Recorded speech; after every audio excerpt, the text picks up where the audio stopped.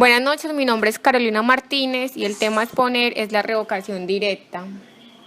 La revocación directa es el mecanismo por el cual un acto administrativo, sea que esté o no firme, es suprimido o sustituido por el mismo organismo que lo expidió mediante otro acto administrativo con contenido de signo o en sentido contrario.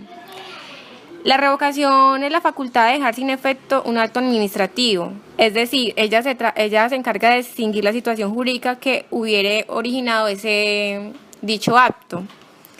La revocación directa se puede manifestar por fuera de las etapas propias del procedimiento administrativo. La revocatoria directa, su naturaleza opera como un recurso extraordinario para el afectado por el acto administrativo. Se puede utilizar cuando no se utilizaron los recursos del procedimiento del acto administrativo como tal o al no existir un recurso alguno. Aunque es mal llamar a la revocación directa como recurso extraordinario, se le llama así porque cumple las funciones de recurso en sentido amplio, porque es una forma de procurar ante el organismo que expidió el acto una revisión del mismo. Y se le dice que es extraordinario porque formal o técnicamente se surte por fuera del procedimiento del acto administrativo. La revocación directa como tal no tiene tiempo para extinguirse. El Consejo de Estado lo define como la extinción del acto en la vía administrativa, bien por razones de legalidad o de conveniencia o de interés público. Los actos contra los cuales procede en Colombia procede contra toda clase de actos administrativos, generales o particulares, reglados y discrecionales. Pero su mayor utilidad son los actos particulares, puesto que en relación con los generales existe la derogación en los actos generales que se aplica a juicio de la administración, puesto que depende de ella. Entonces, actúa más en los particulares. Bueno, las causales las encontramos en el artículo 93 del Código de Procedimiento Administrativo y Contencioso Administrativo. Nos da 3 causales, que son la oposición manifiesta a la Constitución o a la ley, que no esté conforme con el interés público o social o atente contra él, y por último, que el acto administrativo cause agravio injustificado a una persona. La primera causal, la oposición manifiesta a la Constitución o a la ley, nos dice que implica entonces suprimir un acto administrativo por ser notario o manifiestamente inconstitucional o ilegal. Bueno, esta causal igual también tiene que ser evidente en el acto administrativo para poder existir una revocación. Debe ser ostensible, apreciable a simple vista, tiene que tener una confrontación directa con el afectado, tienen que haber pruebas referentes a los fundamentos de hecho y tienen que ir en contra de los principios de legalidad o legitimidad. Esta primera causal es de orden enteramente jurídico. Bueno, la segunda causal, que no esté conforme con el interés público o social o atente contra él.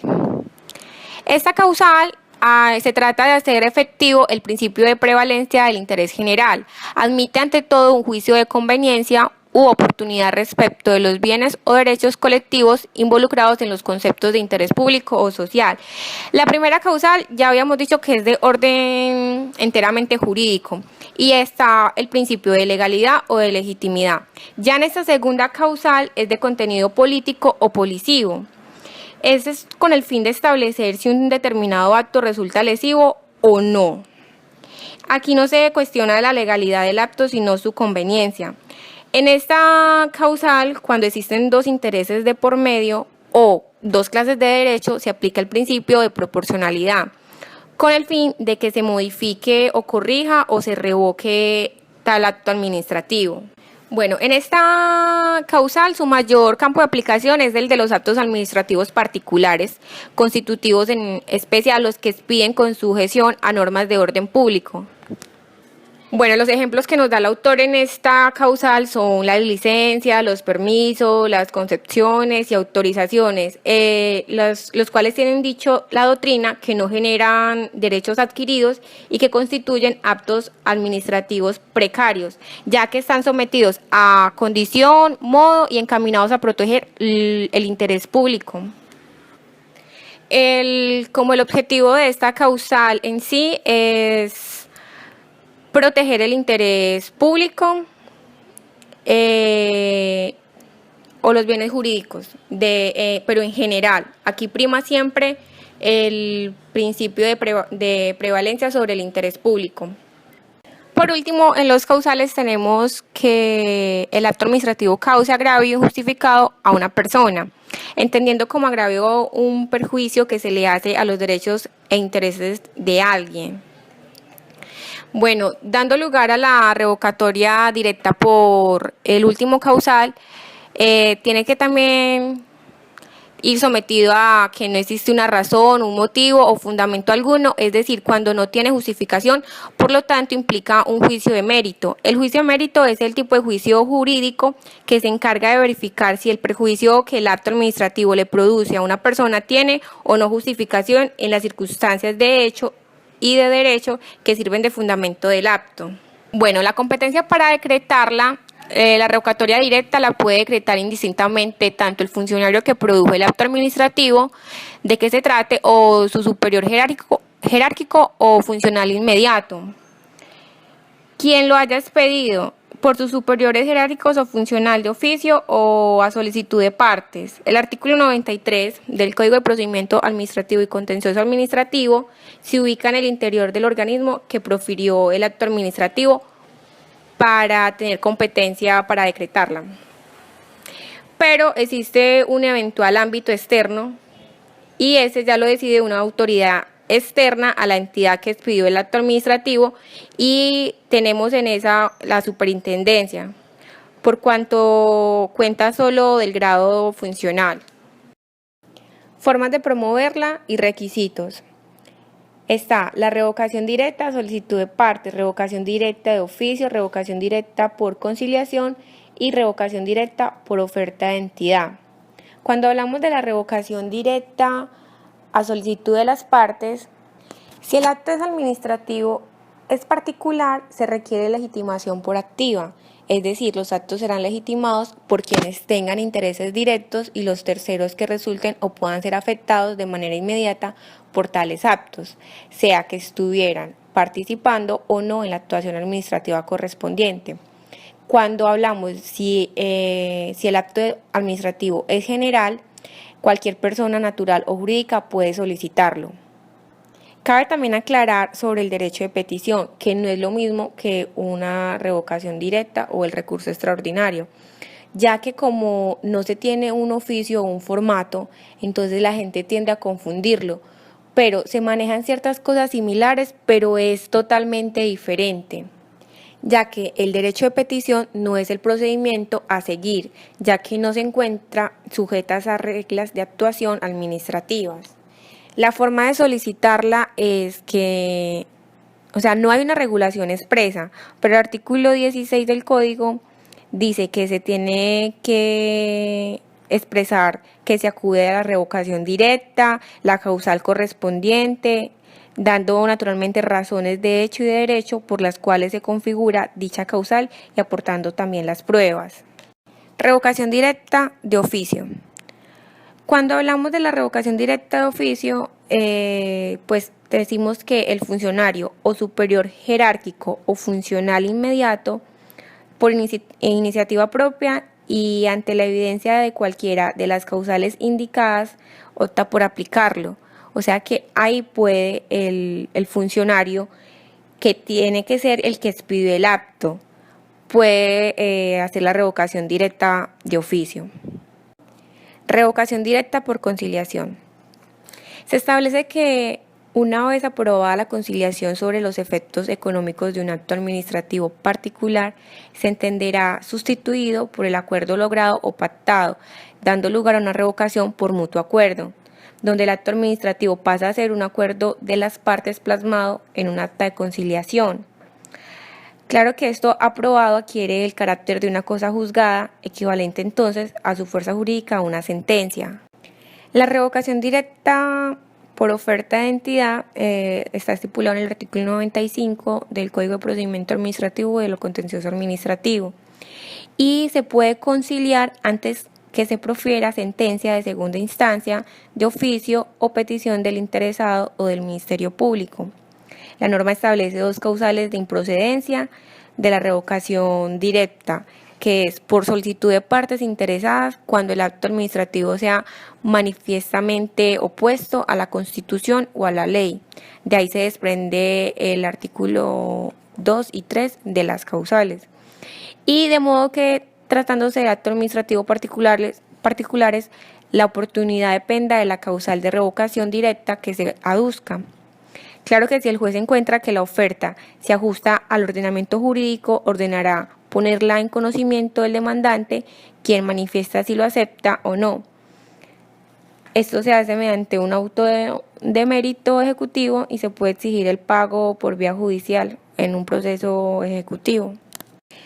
Bueno, el término para decidir la solicitud también lo da el artículo 95 del Código de Procedimiento Administrativo y de lo Contencioso Administrativo, y la revocación directa deberá ser resuelta por la autoridad competente dentro de los 2 meses siguientes a la presentación de la solicitud y no se genera silencio administrativo. Es como lo único. De resto, no tiene un tiempo para presentarse ni nada. Buenas noches, mi nombre es Juan Felipe Restrepo, les voy a hablar de la anulación de los actos administrativos. Es la decisión judicial de suprimir o de hacer desaparecer del mundo jurídico un acto administrativo a instancia de parte, es decir, en virtud de acción contencioso-administrativa. En nuestro ordenamiento jurídico no está prevista la anulación administrativa de los actos administrativos, aunque la revocatoria puede darse por razones similares a las de la anulación. En Colombia la anulación solo puede darse en sede jurisdiccional, suprimiendo directamente y con efecto de cosa juzgada. La existencia del acto administrativo, ya que se parte de que el acto existe y se presume legal, solo puede decretarse por razones jurídicas. Entendemos entonces que la anulación de los actos administrativos es un mecanismo jurídico para la extinción de los actos administrativos. Anulación e inexistencia del acto. La jurisprudencia colombiana sostiene que en nuestro ordenamiento jurídico no tiene cabida la teoría de inexistencia del acto administrativo debido a la amplitud de las causales de nulidad previstas en el artículo 37 del CEPACA. En muchos casos la jurisprudencia ha hecho uso del concepto de inexistencia cuando ha tenido que reconocer que no hay existencia del acto administrativo. Ello se debe a situaciones en las que el acto administrativo no se perfeccionó o no se formó siquiera en apariencia, o cuando no reúne uno o varios de los elementos de existencia del mismo, o por ausencia de realidad. Anulación, anulabilidad y nulidad. La anulación es la decisión del juez de hacer efectivas las consecuencias de los supuestos normativos que causan la invalidación del acto administrativo. Anulabilidad es la condición en que se encuentra un acto administrativo de poder ser anulado o invalidado por estar afectado por cualquier causal de nulidad. Nulidad es la consecuencia de la anulación que realiza el juez contencioso administrativo con efectos de cosa juzgada. Es la situación en que queda el acto declarado nulo o anulado. En nuestro ordenamiento jurídico, por regla general, no hay nulidad absoluta y nulidad relativa del acto administrativo, que sí tiene reconocimiento en derecho civil. La nulidad del acto administrativo en Colombia, al igual que el grado de sus causales, es una sola, la que declara el juez a instancia de parte y previa verificación de la ocurrencia de la causal que así lo impone. El artículo 66 del Código Contencioso Administrativo prevé la presunción de legalidad del acto administrativo, que supone la obligatoriedad mientras no haya sido anulado o suspendido por la jurisdicción en lo contencioso administrativo. Fundamento general de la nulidad. Obedece ante todo a la sujeción de todos los actos de las autoridades públicas al principio de legalidad y en ese contexto al carácter unitario del ordenamiento jurídico que hace que tienda a expulsar toda norma que le resulte incongruente o incompatible. La nulidad se le considera como una sanción a la violación del ordenamiento jurídico. Causales de nulidad se encuentran contempladas en el artículo 137 del nuevo CEPACA así: violación de la norma en que debía fundarse o violación de norma superior, inconstitucionalidad del acto administrativo debido a que las normas constitucionales son normas de normas. Debe respetarse la supremacía de la Constitución y su fuerza vinculante. Incompetencia del funcionario que lo expide. Cuando un acto administrativo es expedido por quien ostenta la condición de funcionario público o por un particular autorizado por la ley para ejercer función administrativa, pero lo hace por fuera de la esfera de las atribuciones de la Constitución, la ley o el reglamento.